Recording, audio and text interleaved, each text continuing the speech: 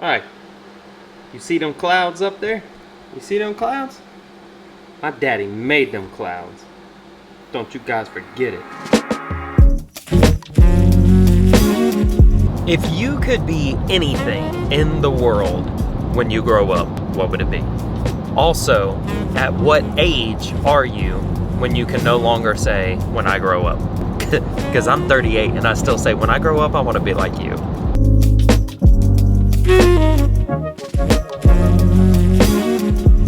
What the world? That's a cop.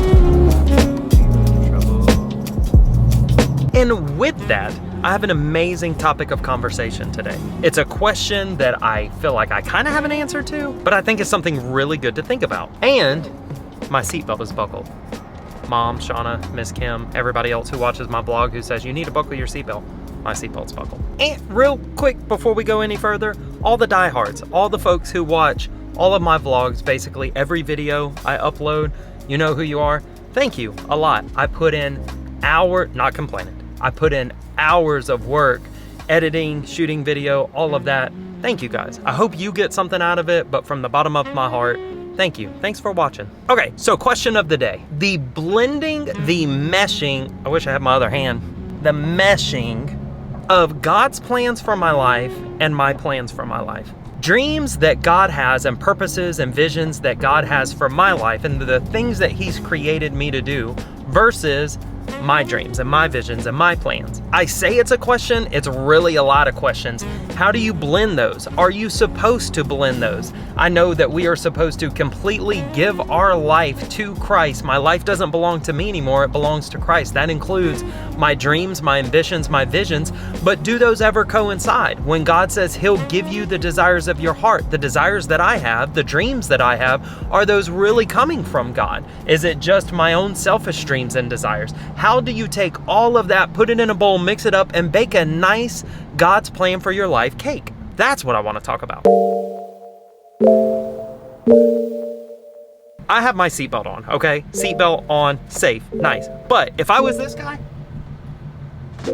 you see this guy? No seatbelt, completely legal. That's legal, but no seatbelt. That's what I want to know. I want to know. This I have to do. He doesn't have to do that. Let's ask him to do something for the vlog.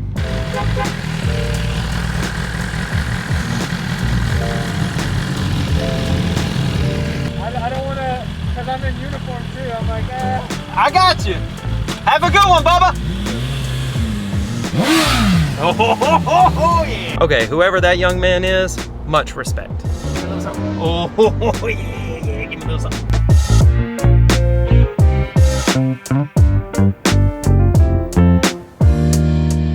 How do you blend your desires of what you want to do with your life with God's desires and what He has planned for your life? I don't know. You gotta answer. You can't go to the gym until you answer. You can't do that. Yes, I can. It's I don't simple. have answers for everything. I don't know. So you're just gonna live your life not knowing how Do to you walk know? out God's plan? Yeah, I've already answered it on the vlog. I just want your answer. I'm not giving you my answer. I'm not gonna answer the answers for the test. I'm not just gonna give you the cheat sheet, Shauna. Are you crawling after my sandwich? That's my sandwich. This mine. That's called mustard. You don't like it? Not easy to get anything done with this. In your lap begging for bread. Never seen the righteous forsaken or Lily begging for bread. Hey, you got a bite. Good job. Okay, I don't think we have to go any further than Jeremiah 29:11 to prove that God has plans for our life. But we can also look at chapters like Psalms 139 where it says that I knit you in your mother's womb, to realize that God is not just kind of willy-nilly when it comes to His creation. Do you like that, willy-nilly? It talks about all the thoughts that God has for us and how you can't even number them. He has so many thoughts and plans for our life. But that is like the age-old question. How do we get all the thoughts and plans that God has for us? How do we get our lives to align with that and make sure that the thoughts and plans that we have for our own life don't butt heads or go against the thoughts and plans that God has for our life? You see that little girl? God has so many plans for her life. God has so many thoughts. You can't even count the number of thoughts that God has for her life.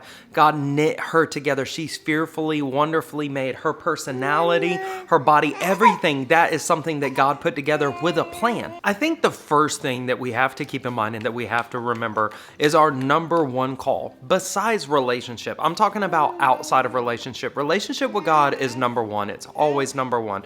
We can't accomplish any of the plans or the visions that God has for us unless we're in direct, intimate communion with Him. So that kind of goes without saying. I wouldn't have moved if you wasn't trying to eat my crackers. But I think outside of relationship, our number one call to action is to shine, is to be a light, is to mimic, to represent Jesus. The Bible talks about how we have the ministry of reconciliation, which means that God has reconciled us back to Him through Jesus. Now we have that same ministry. Our ministry is to try to get other people reconciled and to be a bridge and reconcile other people back to God and introduce them to Jesus. And it's really difficult because there are so many variables. There's so many different ways to do that. It's not just pastors, apostles, prophets. It's not just those people who are called to be a light and bring people to Jesus. We all have that call on our life. But do I do that as a YouTuber? Do I do that as a construction worker? Do I do that as a professional ball player? Without doing like specific names, there's been plenty of professional athletes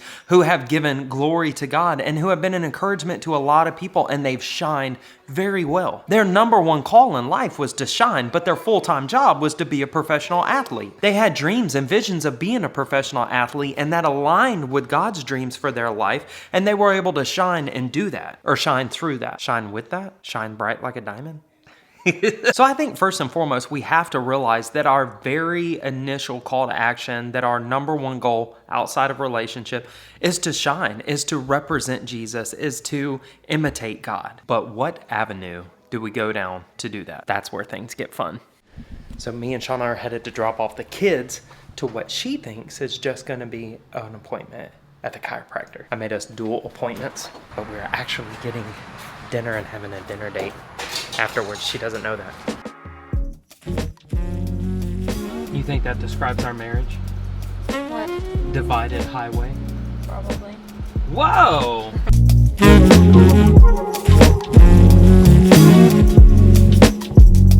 I think the second thing, and I know this is not going to be a super popular answer, but I think the second thing is you have to ask yourself the why behind your dreams, your visions, your goals, the thing that you're pursuing, the things that you're shooting for. But I think your why tells you a lot. I think if you really, and you're the only person who can decide this, but if you really dig deep and figure out the why behind the thing that you're passionate about, the thing that you're wanting to do, it'll tell you a lot if you are lining up with God's visions for your life. If somewhere deep down inside you know that it's coming from a place of insecurity, I just want to be popular, I just want to make millions of dollars, like those whys are really empty whys, because at the end of the day, this whole world is going to burn. Like everything that we see is going to disappear, and the kingdom is the thing that's going to be forever. And I know there's some things that are going to be, like we were talking about professional athletes, like that's not going to last forever. But the impact that they can make while they're here being a professional athlete, that could last eternity. Like that has an eternal weight to it, the impact. So I think the why is going to tell you a lot, because you'll know immediately if your why is just money, or if your why is just, I just want to be popular.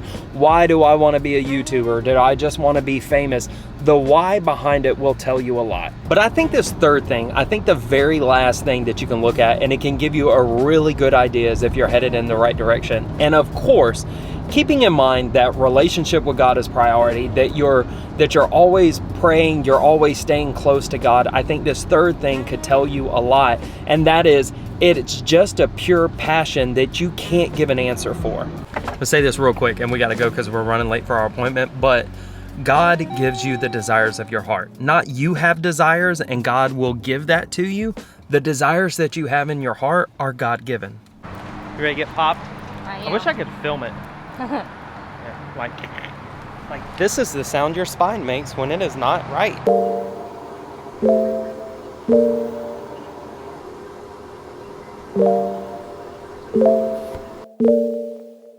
Do it, Sean. Do it. Do